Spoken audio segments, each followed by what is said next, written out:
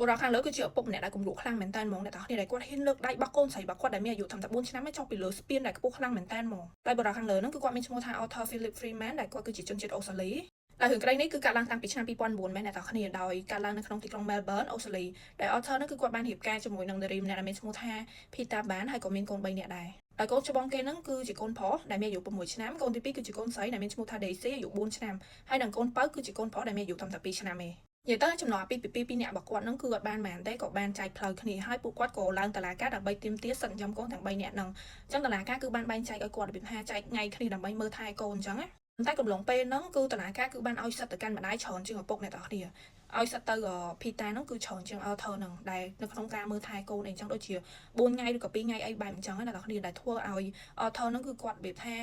ខឹងខ្លាំងមែនតើហ្មងដោយសារកំហឹងរបស់គាត់ដែលធ្វើឲ្យគាត់នឹងធ្វើឲ្យជ្រុះខ្លាំងមែនតើគឺថ្ងៃទី29ខែ1ឆ្នាំ2009ខ្ទង់ម៉ោង9:15នាទីពេលព្រឹកហ្នឹងគឺ Arthur គឺគាត់បានដឹកកូនគាត់ទាំង3នាក់ហ្នឹងចេញពីផ្ទះឪពុកម្ដាយរបស់គាត់ដែលជាយាយតារបស់ក្មេងៗហ្នឹងកំឡុងពេលដែលគាត់បើកបរហ្នឹងគឺគាត់បានឆ្លងកាត់ស្ពានមួយនៅទីក្រុង Melbourne ហ្នឹងអញ្ចឹងគាត់ក៏បានអែបគៀននៅលើស្ពានហ្នឹងគាត់ក៏បានចុះពីលើឡានហើយទាញកូនស្រីរបស់គាត់ដែលជាកូនទី2ដែលមានឈ្មោះថា Daisy ដែលមានអាយុត្រឹមតែ4ឆ្នាំអ្នកនរគ្នាចេញពីឡានមកគាត់ចាប់បោះកូនគាត់ហ្មងអ្នកនរគ្នាបោះកូនគាត់ចុះពីលើស្ពានហ្នឹងហ្មងថាតលាក់កូនចោលពីលើស្ពានហ្នឹងហ្មងហើយស្ពានហ្នឹងមិនទៀបណាអ្នកគ្នាឡើង58ម៉ែត្រហើយក្រោមហ្នឹងគឺជាទឹកទៀតហើយគាត់បោះឡើងដូចអត់មានរឿងអីដូចបោះសម្រាមចោលអញ្ចឹងណាអ្នកគ្នារបៀបអញ្ចឹងគាត់បោះហើយគាត់ឡើងណាជីទៅរយហ្មងទាំងដែលក្មេងៗពីរនាក់ដែលជាកូនគាត់ប្រុសហ្នឹងគឺស្រីឲ្យគាត់ឈប់ឡានដោយសារគាត់ប្រាប់ថាប្អូនស្រីគាត់ហ្នឹងគឺអត់ចេះហែទឹកទេឲ្យគាត់ហ្នឹងគឺបកឡានទៅយកប្អូនគាត់វិញសូម្បីតែក្មេងអាយុ6ឆ្នាំក៏គ្នាចេះកាត់ជាងឲ្យនឹងដែរចេះមែននិយាយទៅគឺគាត់ខឹងហ្មងអ្នកទាំងគ្នាគាត់ខឹងតែថាអូតឡាការឲ្យពេលគាត់មើលថែកូនតិចអីចឹងតែមានអារម្មណ៍ថាគាត់ចង់មើលថែកូនច្រើនអីមើលច្រឹកគាត់អញ្ចឹងហ្នឹងអ្នកទាំងគ្នាហើយសំខាន់មុនពេលដែលគាត់បោះកូនគាត់ចុះពីលើស្ពានហ្នឹងគឺគាត់បាន call ទៅអតីតប្រពន្ធគាត់ Peter ហ្នឹងគឺគាត់ call ទៅប្រាប់ថាឲ្យ Peter ហ្នឹងគឺនិយាយលាទៅកាន់កូនឲ្យហើយយើងរបៀបអញ្ចឹងឲ្យចុចបិទឲ្យបោះកូនចោលពីលើស្ពានយកមក Peter ដែលជាអតីតប្រពន្ធហ្នឹងគឺចាប់ផ្ដើមប្តឹងប៉ូលីសហើយពេលហ្នឹងដែរ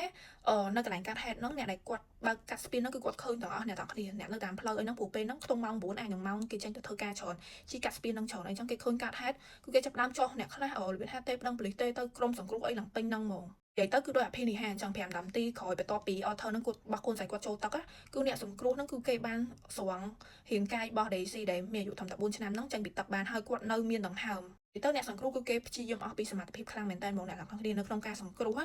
ហើយបន្ទាប់មកក៏បញ្ជូន Daisy ដែលជាក្មេងស្រីអាយុ4ឆ្នាំហ្នឹងបញ្ជូនទៅពេទ្យប៉ុន្តែជាអកុសលអ្នកទាំងគ្នាគឺគាត់បានស្លាប់ពេលដែលបញ្ជូនទៅពេទ្យហ្នឹងដោយសារពេទ្យគេថារាងកាយគាត់អត់អីទេប៉ុន្តែខួរក្បាលគាត់គឺស្លាប់ហើយអ្នកទាំងគ្នា